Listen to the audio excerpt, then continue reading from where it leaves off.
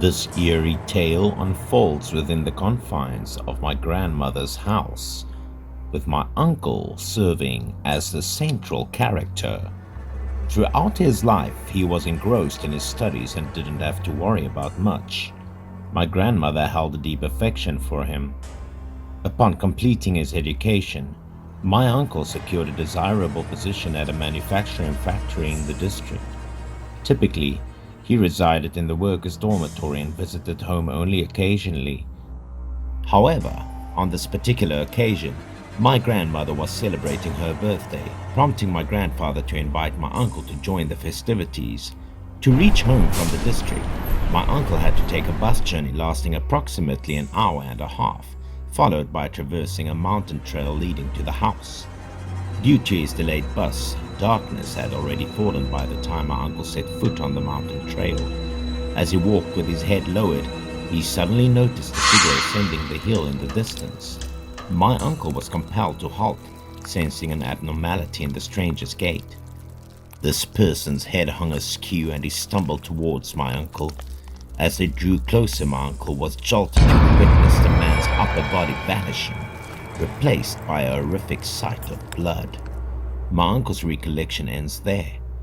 By this time it was well past 10 p.m., and he had yet to return home. Apprehension enveloped the entire family. Armed with a flashlight, my aunt ventured out to locate him. Upon reaching the village gate, she noticed someone roaming nearby. It was my uncle. Annoyed by his tardiness, she confronted him, but my uncle remained silent. When she shone the flashlight on his face, she was taken aback. His head drooped, his eyes were lifeless and white, and his skin sagged and wrinkled like that of a deceased person. Hurriedly, my aunt assisted my uncle into the house, calling out for help from anyone present. The sight of my uncle sent chills down the spines of the entire family. My grandfather, possessing a wealth of knowledge, proposed that my uncle might be possessed by a demon. Upon hearing this assertion, everyone in the house came to believe it, yet they were at a loss regarding the subsequent course of action.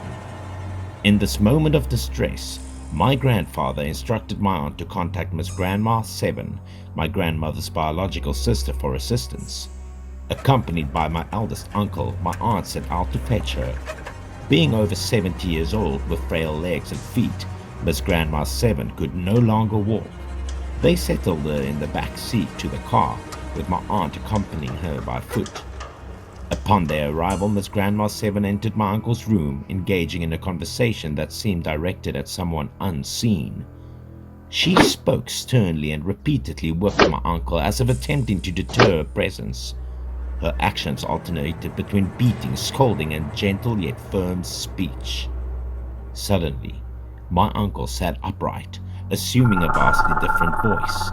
He claimed to be over 35 and expressed a desire to return home and see his wife and children. Tears streamed down his face. He recounted a tragic story of being a neighboring villager who worked outside and had rushed back on a stormy night after his wife gave birth. The treacherous mountain road, muddy and slippery due to the heavy rain, caused him to slip and fall down a slope, striking his head on a rock. Half of his face was crushed, and his untimely demise prevented him from witnessing his newborn child's face, leaving behind lingering resentment. The tragic nature of his account left everyone in a state of confusion. Sensing the urgency, Grandma Seven gestured for my uncle's family to swiftly prepare the car. They transported my uncle to the location mentioned by the ghostly figure from the neighboring village. Informing his wife of the incident, they requested her to hold her baby. However, she couldn't help but feel a mix of suspicion and fear upon witnessing my uncle's unsettling appearance.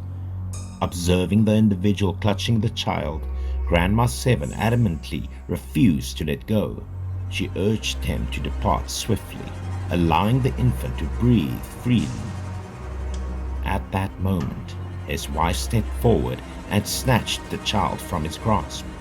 My uncle gazed at his wife and children, his love for them palpable, and he was reluctant to part ways. Sensing his hesitation, Grandma Seven disciplined him with a whip. The impact rendered my uncle weak, and he collapsed to the ground. My aunt and uncle rushed to his aid. After that incident, my uncle's countenance returned to normal, but he had no recollection of what had transpired. The only memory he retained was encountering the man on the mountain. Following the event, Grandma Seven bestowed upon my uncle a peace charm, ensuring he remained free from further misfortunes.